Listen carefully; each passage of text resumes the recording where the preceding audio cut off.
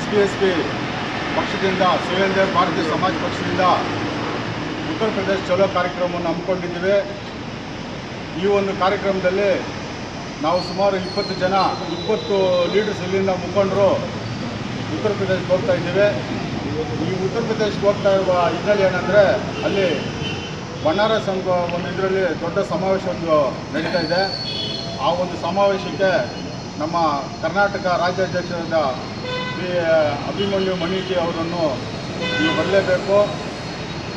ನಿಮ್ಮ ಕರ್ನಾಟಕ ರಾಜ್ಯದಲ್ಲಿ ಯಾವ ರೀತಿ ಸಂಘಟನೆ ಬಲಪಡಿಸಬೇಕು, ಯಾವ ರೀತಿ ಏನಂತ ಹೇಳ್ಬಿಟ್ಟು ಸ್ವಲ್ಪ ಕುಂದುಕೊರತೆಗಳೆಲ್ಲ ಮಾತಾಡಿಸ್ಬೇಕು, ರಾಜಕೀಯವಾಗಿ ಯಾವ ರೀತಿ ಬಲಪಡಿಸ್ಬೇಕು ಅಂತೇಳಿ ಎಲ್ಲ ಮಾತಾಡಬೇಕು ಅಂತ ಹೇಳ್ಬಿಟ್ಟು ಕರೆದಿದ್ದಾರೆ ಹೈಕಮಾಂಡ್ ಅವರು. ಹಾಗಾಗಿ ಇವತ್ತಿನ ದಿವಸ ನಾವು ಉತ್ತರ ಪ್ರದೇಶ ಚಲೋ ಕಾರ್ಯಕ್ರಮವನ್ನು ಇಟ್ಕೊಂಡಿದ್ದೀವಿ.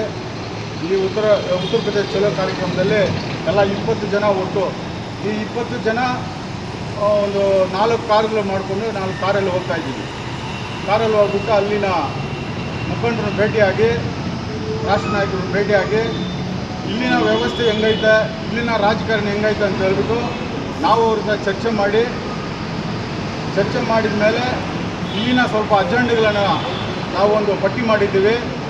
ಆ ಪಟ್ಟಿಯಲ್ಲಿ ಏನೇನು ಆಯ್ತು ಅಂತ ಹೇಳ್ಬಿಟ್ಟು ಅವರನ್ನೆಲ್ಲ ಚರ್ಚೆ ಮಾಡಿ ಮುಂದಿನ ದಿನಗಳಲ್ಲಿ ಈ ಒಂದು ಪಕ್ಷವನ್ನು ಯಾವ ರೀತಿ ಬಲಪಡಿಸಬೇಕು, ಯಾವ ರೀತಿ ಜಿಲ್ಲೆಯಲ್ಲಿ ಹೋಗ್ಬಿಟ್ಟು ಇದನ್ನು ಪ್ರಚಾರ ಮಾಡಬೇಕು, ಅಲ್ಲಿ ಹೋಗ್ಬಿಟ್ಟು ಯಾವ ರೀತಿ ಪ್ರಚಾರ ಮಾಡಬೇಕು, ಆಮೇಲೆ ಬಂದಿದ ಮೇಲೆ ಗ್ರಾಮ ವಾಸ್ತವ್ಯವನ್ನು ಮಾಡಬೇಕಂತ ನಾವು ತೀರ್ಮಾನ ಮಾಡಿದ್ದೀವಿ.